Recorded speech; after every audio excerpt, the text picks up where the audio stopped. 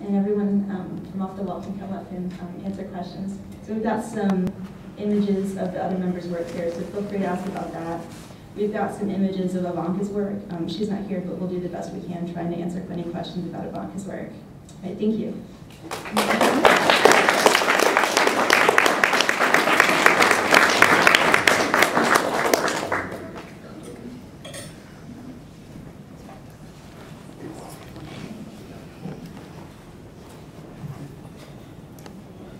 Any questions?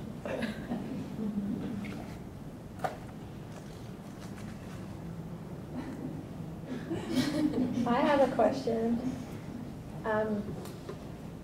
It's really more about how you have, how many years have you been together?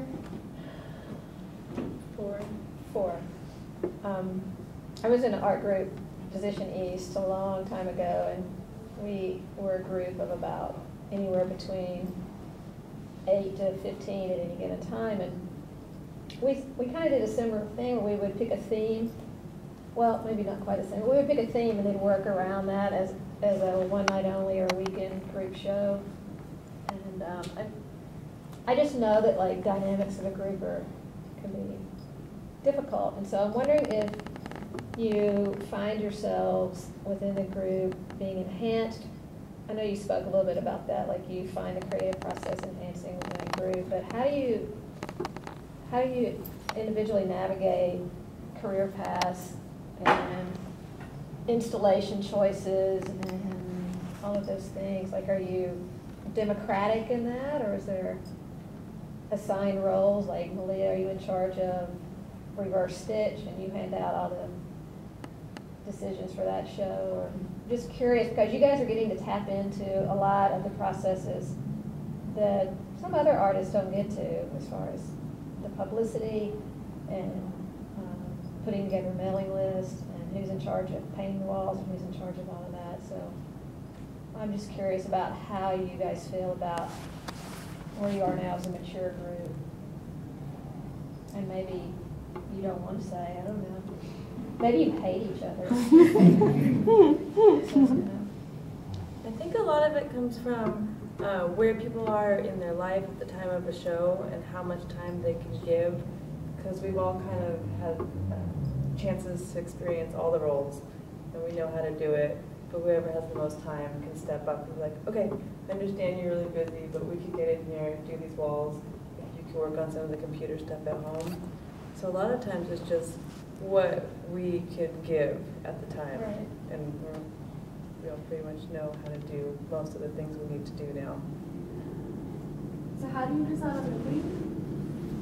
I mean, how do you choose to do it democratically, or does somebody sort of pitch it because they've been really excited about a certain theme and then everybody jumps on board?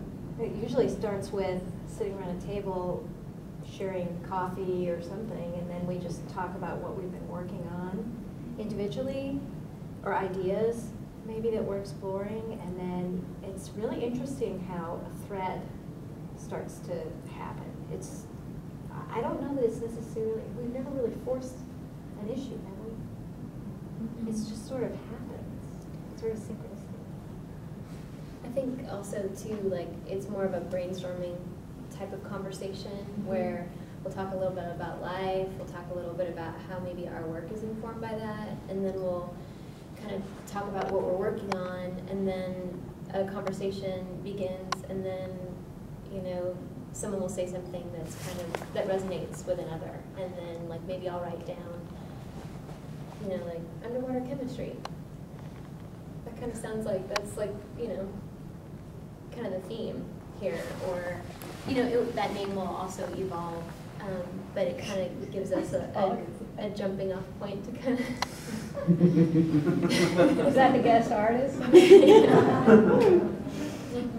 to go from. So I don't know. It always kind of evolves. I mean, every show is different too, though. But that conversation is really important. I would say the dialogue is most important, and at least members meeting all together, and their presence is very important. And I also just want to say too, it's kind of a playful time sometimes, that we get a little silly, and that sort of helps a lot of that to happen too. question.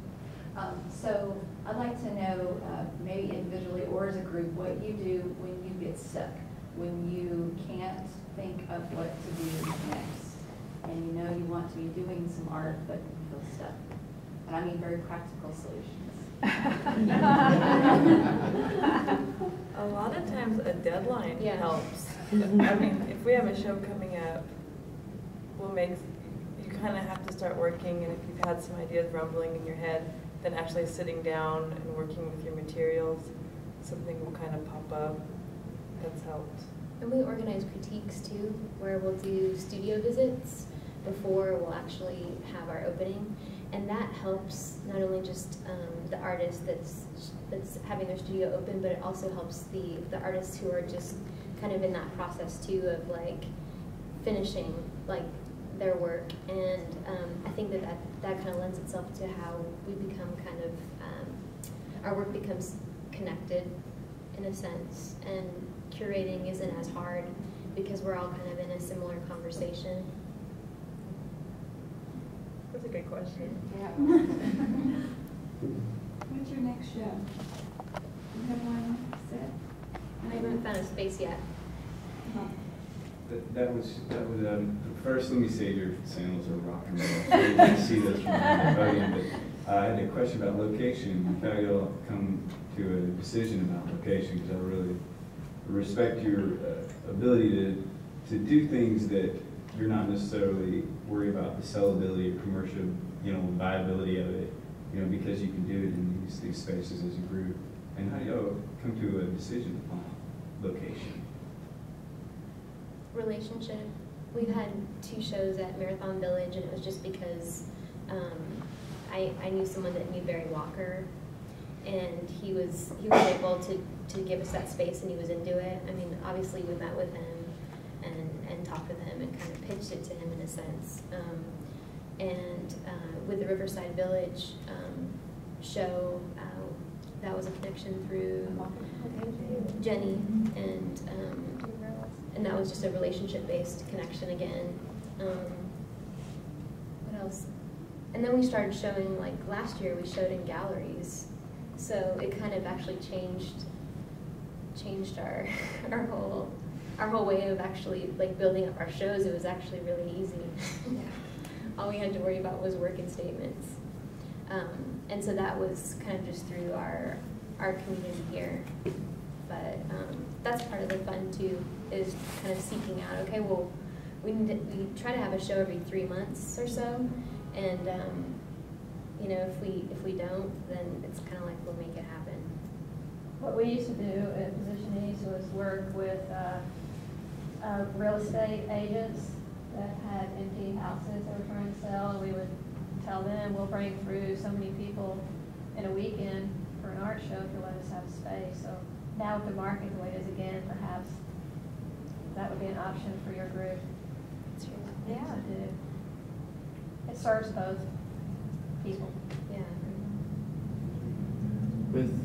Have you ever run into a problem with a different, I guess specifically in a gallery location, where there's been an issue with the content of any one individual's work, or how have you dealt with that?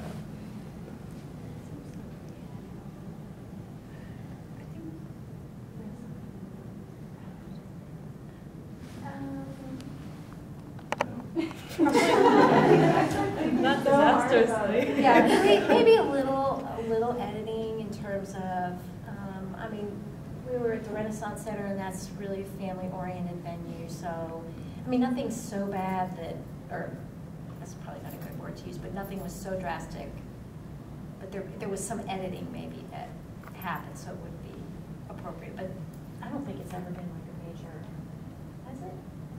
Other than that. And that's kind of the beauty of putting on your own shows, Yeah. because you can put whatever you want in your own show. Yeah, that's true. So it will scratch that itch, even if you have one show that year where you can like do whatever you want and then be more controlled in the gallery space.